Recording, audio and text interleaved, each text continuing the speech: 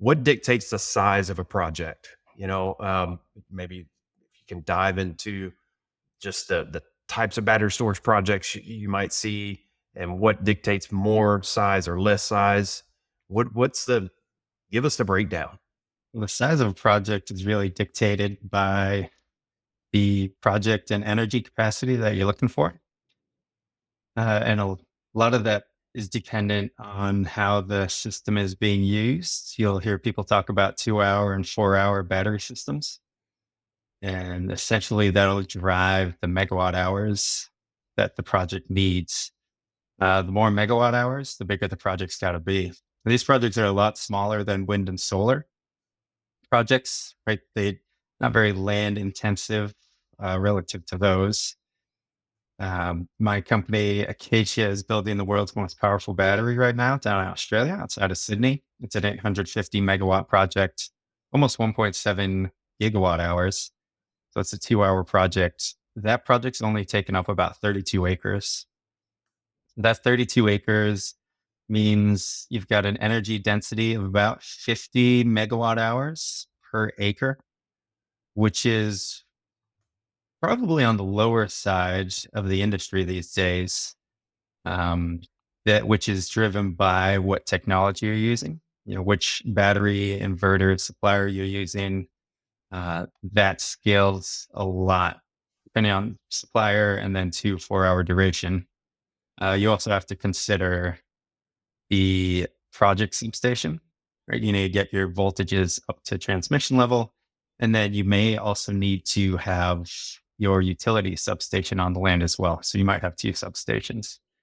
So 50 megawatt hours is on the lower side these days. For some other technologies, and with battery energy densities getting higher and higher, they just keep going up.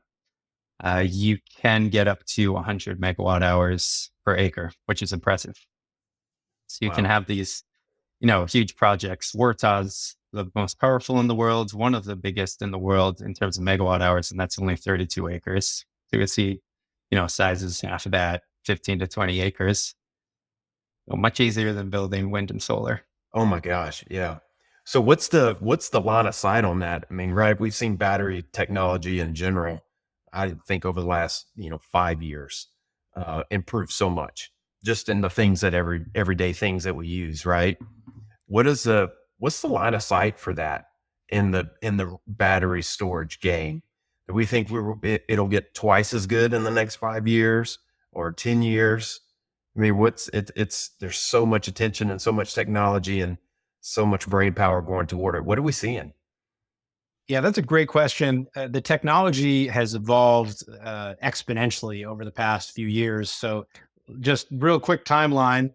It started in 1991 was when lithium ion was invented, and that technology was one of many different technologies that were out there. They started showing up in power tools and watches. Consumer electronics was kind of the first place you started seeing it, but it really wasn't quite to prime time in terms of the technology until about 2012 to 2015 is when we started seeing these utility scale batteries that could actually connect to the power grid.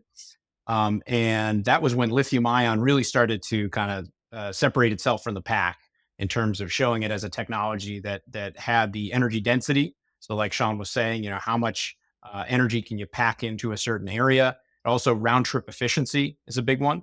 That refers to how much energy you get out of the battery after you put a certain amount in. You can never get it all out, as you know, but it used to be that you put 100 kilowatt hours into a battery and you might get, say, 75 or 80 kilowatt hours back.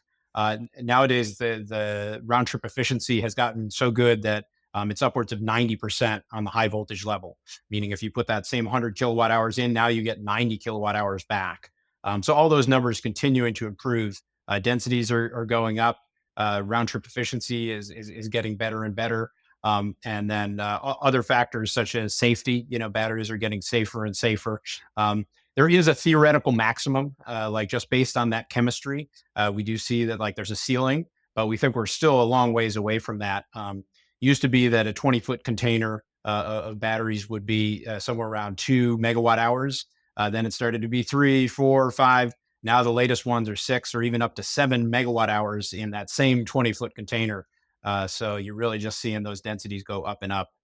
Yeah, I mean, what we tend to see a lot of the battery storage projects that we do here in Texas, across the US, they're 10 to 50 acre projects as far as land capture that we're looking for. Now, ultimately what it turns into constructed is another thing, but to your point, Sean, you know, not only do you have the batteries themselves, but you got substations and all supporting type technology that goes into running those.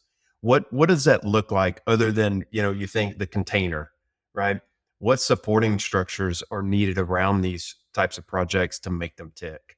Yeah, great question. So from the container, depending on the technology, and actually this is something that also drives project land density, is certain suppliers need an inverter, a power conversion system external to the container. There are some suppliers where those inverters are integrated in the container. And I think we're seeing some more of that in the industry. So that'll decrease the density now that you don't have to have this external power conversion system.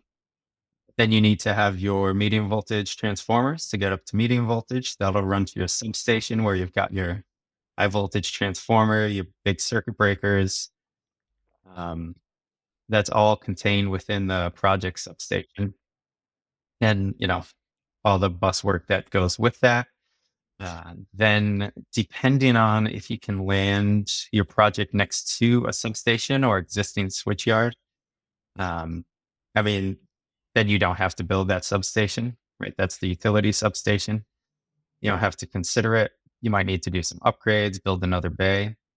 But if you can't build next to a substation, now you have to have the utility build their substation, usually within your project land. So you're looking at two substations, and it's generally just the utility circuit breakers Hmm. and connecting to the transmission. How much footprint does would that substation typically need to take up from your land project? We're talking about setting aside an acre, 2 acres for workspace and all the things. What?